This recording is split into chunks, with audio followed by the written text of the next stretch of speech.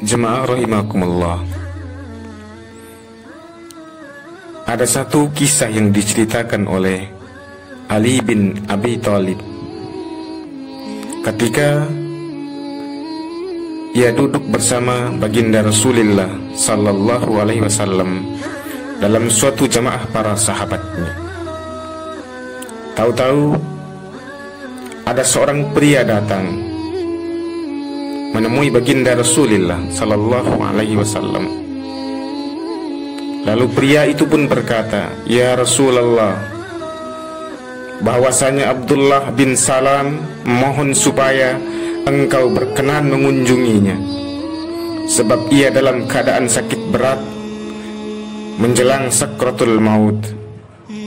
Mungkin juga ia hendak berpesan sesuatu kepadamu ya Rasulullah." Mendengar kabar demikian, Rasulullah segera tegak dan menyeru para sahabatnya mengajak untuk menjenguk Abdullah bin Salam.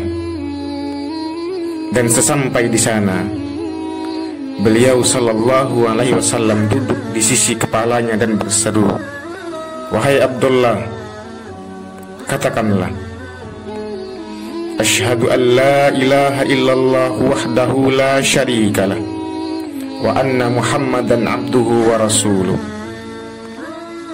Aku bersaksi bahwa tiada Tuhan yang lain kecuali Allah yang Esa, tiada serikat baginya, dan bahwasanya Nabi Muhammad adalah hamba dan rasulnya.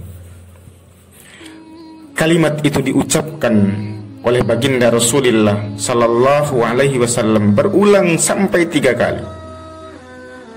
Namun Abdullah belum juga mengucapkannya sampai beliau berucap, "La haula wa la quwwata illa billahil aliyyil azim." Tiada daya dan kemampuan kecuali dengan pertolongan Allah yang luhur dan agung. Kemudian beliau menyuruh Bilal supaya bertanya kepada istri Abdullah tentang perbuatan suaminya. Kemudian istrinya menjawab, "Demi kebenaran Rasulullah, sejak ia nikah dan berumah tangga denganku, belum pernah ia mengabaikan sholat berjamaah di belakangmu ya Rasulullah. Setiap harinya ia pasti bersedekah, namun ia tidak mendapatkan ridho dari ibunya." Kemudian Rasulullah sallallahu alaihi wasallam berseru, "Datangkanlah ibunya kemari." Lalu Bilal pun berangkat menemui ibunya. Sahut Bilal, "Datanglah, penuhilah seruan Nabi Muhammad sallallahu alaihi wasallam, wahai ibunya Abdullah bin Salam." Namun jawaban yang mengagetkan saudaraku. Untuk keperluan apa? Kemudian Bilal menjawab, "Untuk menyelesaikan perselisihan dengan anakmu Abdullah, sebab ia akan meninggal dunia."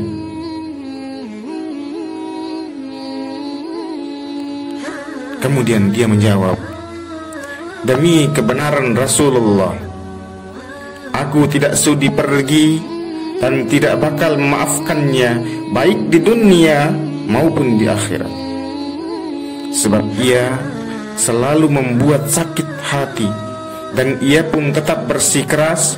Maka kembalilah Bilal kepada Rasulullah sallallahu alaihi wasallam menyampaikan pesan dari sikap penolakan ibunya.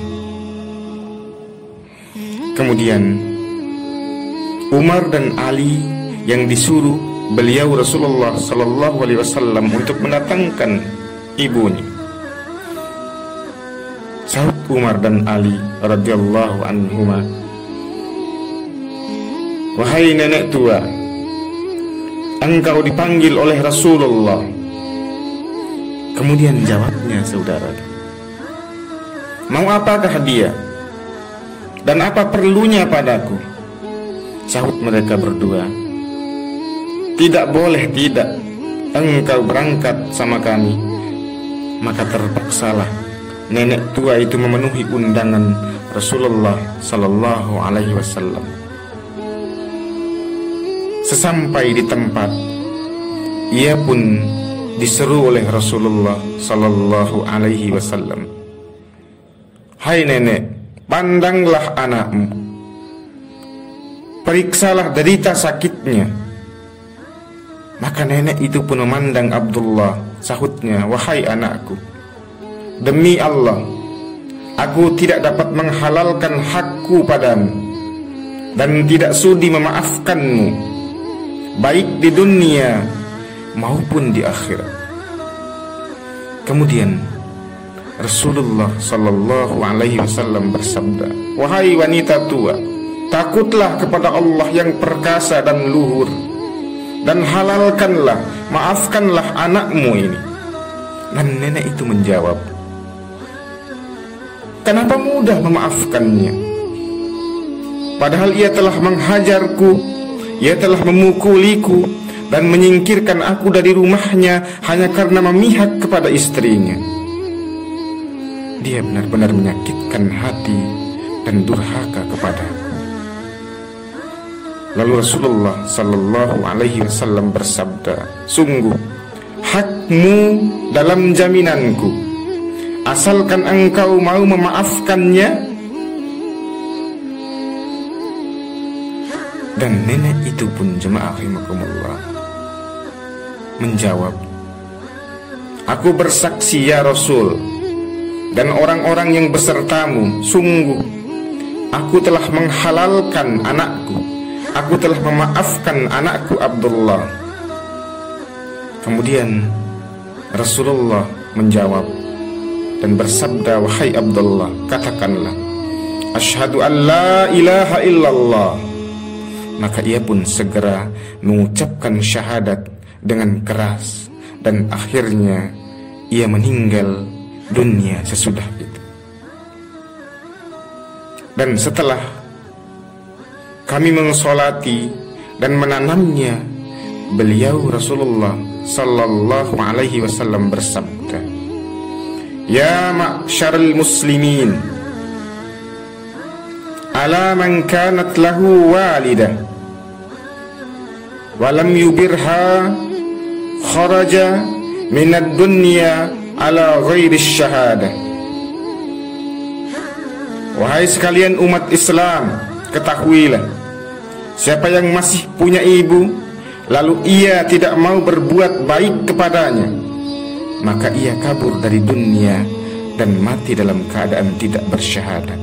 Na'udzubillah min dzalik. Kemudian dari Anas radhiyallahu anhu, Rasulullah Sallallahu Alaihi Wasallam bersabda, tiada seorang pria pun yang bapak dan ibunya meninggal dunia dalam keadaan tak ridho kepadanya, kecuali ia nantinya dicabut rohnya oleh Allah Subhanahu wa ta'ala dalam keadaan tak mampu mengucapkan kalimah syahadat, dan nanti bangun dari kuburnya mukanya dicap. Inilah siksa atau balasan terhadap orang-orang yang durhaka kepada ibu dan bapaknya. Kemudian dalam hadis lain Rasulullah Sallallahu Alaihi Wasallam bersabda, tiada seorang yang diberi kemurahan rezeki, seseorang yang diberi kemurahan harta oleh Allah Subhanahu wa ta'ala, lalu ia tidak memenuhi hak kedua orang tuanya, kecuali Allah Subhanahu wa ta'ala menghapus amal kebaikannya dan menyiksanya dengan siksa yang pedih. Dan yang terakhir, jemaah rahimakumullah, Rasulullah Sallallahu Alaihi Wasallam, ridallah fi ridal walidain wa suhtullah fi suhtul walidain. ridhonya Allah itu tergantung pada ridho ibu bapaknya, dan marahnya juga terletak pada marah mereka berdua. Jemaah rahimakumullah, berbuat baiklah terhadap orang tua, bertutur katalah yang lemah lembut terhadap orang tua, perlakukan orang tuamu dengan tutur kata yang baik, dengan perilaku yang baik, dengan tutur kata yang lemah lembut.